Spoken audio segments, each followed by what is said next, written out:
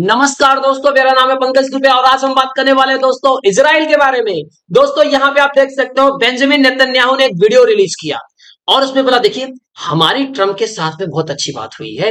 हमने ट्रम्प के साथ में डिस्कस किया गाजा हॉस्टेजेस के बारे में प्लस सीरिया के बारे में कि सीरिया के अंदर हम क्या कर रहे हैं और गाजा के अंदर क्या चल रहा है।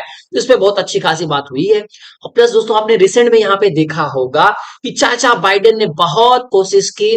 तो चाचा बाइडेन ने और फ्रांस के प्रेसिडेंट मैक्रोन ने दोनों ने मिलकर के किसी तरह से लेबनान में हिजबुल्ला और इजराइल के बीच में सीज फायर करा दिया। तो चाचा बाइडेन खुश हो गए, अरे यार बहुत बढ़िया काम करा दिए, जाते जाते एक काम और करा देते हैं। तो जो बाइडेन के द्वारा पूरी कोशिश की कि किसी तरह से अब हमास और इजराइल के बीच में बोलते हैं ना यहाँ पे सीज फायर करा दिया जाए। तो यहाँ पे देख सकते हो दोस्तों US national security adviser civilian इन्होंने बोला कि हमने नेतन्याहू से बात की, हमने हमास से बात की और दोनों की बातों से ऐसा लग रहा है कि बहुत जल्दी सीज फायर हो सकता है, पीस स्टॉप हो सकती है हमास और इजराइल के बीच में। उसके लिए देखिए यहाँ पे यूएस के द्वारा क्या बोला गया, यूएस सिक्योरिटी एडवाइजर इन्होंने बोला देखिए इजराइल जो कुछ भी सीरिया में कर रहा है ना वो अपने डिफेंस के लिए कर रहा है। तो भाई साहब इजराइल कर क्या रहा है, तो इजराइल ये कर रहा है भाई साहब, क्या कर रहा है जरा देखिए।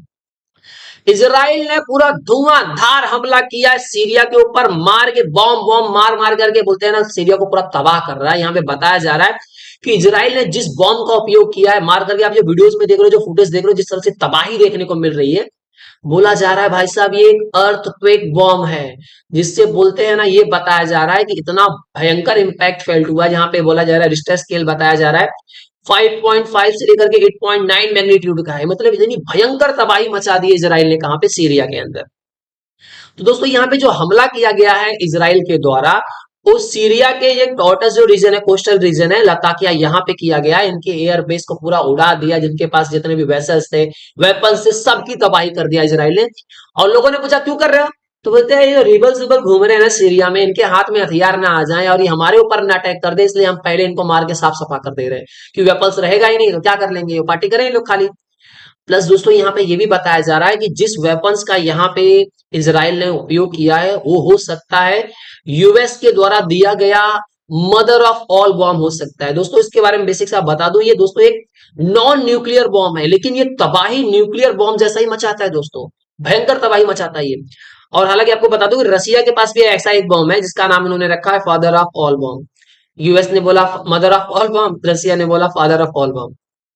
तो जो यहाँ पे रसिया सॉरी इजराइल के द्वारा दो सीरिया में जो हमला किया गया है वो बताया जा रहा है वो टॉर्टस रीजन में, यहाँ पे उनके मिलिट्री साइट्स को इंक्लूडिंग उनका air defence system, surface to surface missile, warehouse सबको उड़ा दिया। आप ये वीडियो में देख सकते हो बहुत भयंकर तबाही हुई है यहाँ पे। तो ठीक है सर, यहाँ सब तो अच्छा खासा चल रहा था। तो अब यहाँ पे डिस्कस ये कर लेते हैं कि यहाँ पे ट्रम्प और बेंजामिन नेतन्याहू के बीच में बातें क्या हुई है। तो देखिए बेंजामिन नेतन्याहू ने बोला देखिए फोन पे बात हुई हमारी ट्रम्प से, बहुत अच्छी खासी बात हुई, हमने सीरिया के टॉपिक पे बात किया और जो गाजा में चल रहा है जिस तरह से मैं गाजा का बाजा बजा रहा हूँ, लेबनान के साथ में बोलते हैं किस तरह से हमने सीज फायर किया और जो सीरिया में जो कुछ भी कर रहा हूँ उसके बारे में डिस्कस किया हमने किससे, ट्रम्प से। अब जब वीडियो रिलीज किया नेतन्याहू ने तो बोला कि देखिए जो ट्रम्प से जिस बहुत सारे वॉच रेंज पे टॉपिक्स पे हमने बात हुई ट्रम्प से, तो जब हमने ट्रम्प से बात किया तो हमने ट्रम्प के सामने अपना पक्ष रखा कि देखिए हमने यहाँ यहाँ ये किया।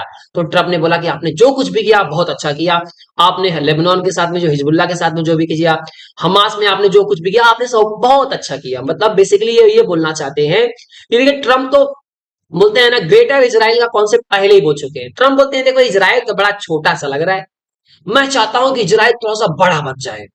अब इजराइल जिस तरह से गोलन हाइट्स में कब्जा करके रखा था 1967 सिक्स डेज वॉर में, अब भाई साहब इसके आगे ये बफर जोन की तरफ बढ़ते जा रहा है और ये बताया जा रहा है कि दमेस्कस से ये लगभग 25 किलोमीटर की दूरी पर है। दमेस्कस क्या है, वो जो सीरिया की राजधानी है उससे कितना 25 किलोमीटर की दूरी पर है। अब ये बोला जा रहा है कि यहीं पे रुकने वाले नहीं है, सीरिया का बहुत बड़ा भाग क्या करने वाले इजराइल में मिलाने वाले हैं। तो जिससे ये बोला जाएगा ये जो ग्रेटर इजराइल का जो कॉन्सेप्ट चल रहा था ना वो शायद यहाँ पे आपको देखने को मिलेगा कि इजराइल उसको पूरा कर लेगा। तो ये जो बोला गया था ना दोस्तों, ये ट्रम्प के द्वारा बोला गया था नहीं हमको ग्रेटर इजराइल बनाना है।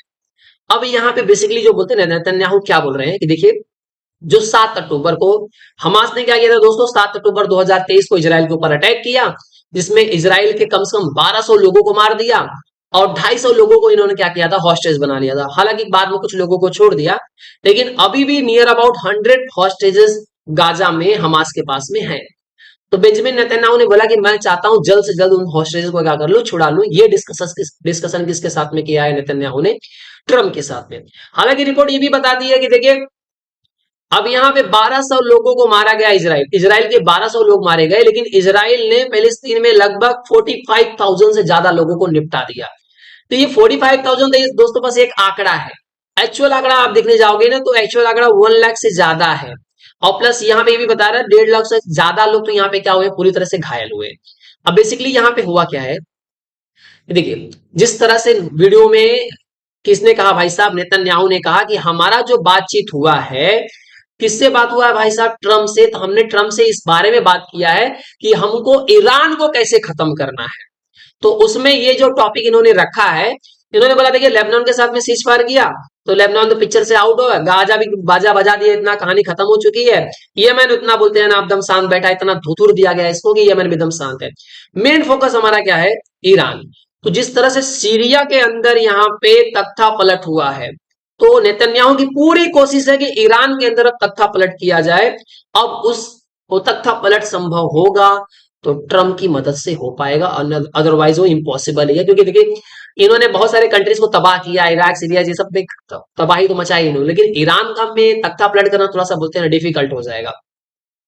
अब यहाँ पे दोस्तों बेंजामिन नेतन्याहू का ये कहना है कि ईरान आप अगले नंबर हो, आपको अगला हम आपके यहाँ पे तख्ता पलट करने वाले हैं। इन्होंने तीसरा वीडियो यहाँ पे एक दिन रिलीज किया। इन्होंने पहले वीडियो में बोला कि देखिए ईरान के लोगों, ईरान के जो सुप्रीम लीडर है, वहां के जो टॉप लीडर्स है, वो तुम्हारे बारे में कुछ नहीं सोचते हैं।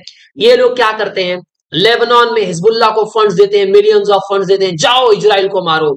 ये लोग यमन के हुतीस को फंडिंग करते हैं, ये लोग गाजा में हमास को फंडिंग करते हैं, बोलते हैं इजराइल से लड़ो लड़ो। ये लोग बशर अल असद के लिए भाई साहब बहुत सारा सपोर्ट करते हैं, बिलियंस ऑफ पैसा खर्चा करते हैं। तो ये सारे पैसे तो बोलते हैं ना खर्चा होने चाहिए थे आपके बच्चों की पढ़ाई में, आपके यहाँ पे रोड बना अच्छी दे, अच्छा वाटर फैसिलिटीज प्रोवाइड करें, आपको डेवलपमेंट एंड ग्रोथ करें आपके कंट्रीज के अंदर। लेकिन नहीं, इनको बस यही लगता है कि बस कैसे इजराइल को खत्म कर देना है।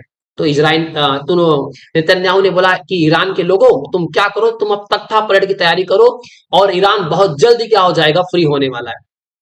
तो अनुमान यहाँ पे इस तरह से लगाया जा रहा है कि जिस तरह से अब सीरिया में आपने देखा कि बशर अल असद की सरकार की रिबेल्स उस पर पूरा कब्जा कर चुके हैं, तो नेतन्याहू का पूरा माइंड है और ये मतलब बोलते हैं ना यूएस भी यही चाहता है कि बस अब ये सब तो माहौल बना है ना, इस माहौल के बीच में अगर खमेनेई की तख्ता पलट हो जाता है तो ईरान के अंदर बोलते हैं ना बहुत बड़ा बदलाव आने वाला है।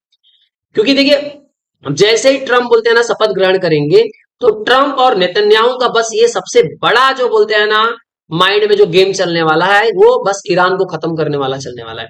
क्योंकि आप देखिए जब ट्रम्प बोलते हैं ना कैंपेन कर रहे थे, इलेक्शन कैंपेन कर रहे थे, इनके ऊपर जब 3 बार बोलते हैं ना असैसिनेशन अटेम्प्ट हुआ, उसमें कई बार बताया गया भैया कि इसके पीछे ईरान का भी हाथ है, बाकायदा एकदम क्लियर पड़ा। तो ये और ये बोला जाता है ट्रम्प के बारे में, ट्रम्प बोलते हैं ईरान को लेकर के बोलते हैं ना पूरा ये शिकारी वाला अप्रोच रखते हैं कि भैया किस तरह से ईरान का शिकार करना है। तो आने वाले समय में दोस्तों ये चीज तो है कि क्लियर कि आने वाले जो समय है वो ईरान के लिए बहुत ज्यादा खराब होने वाला है, क्योंकि ये दोनों मिलकर के ईरान को पूरा तबाह करेंगे। क्योंकि बाकी सब तो साइड लाइन हो गए, सीरिया और ये सब खत्म हो चुका। बस एक बार ईरान के अंदर बोलते हैं ना तख्ता पलट हो जाए तो माना जा सकेगा कि इजराइल के अंदर शांति आ सकती है। तो आई होप सो दोस्तों ये पूरा वीडियो आपको पसंद आया होगा। दोस्तों अगर वीडियो पसंद आया होगा तो वीडियो को लाइक करके हमारे चैनल को सब्सक्राइब कर लीजिएगा। And thank you so much for watching this video.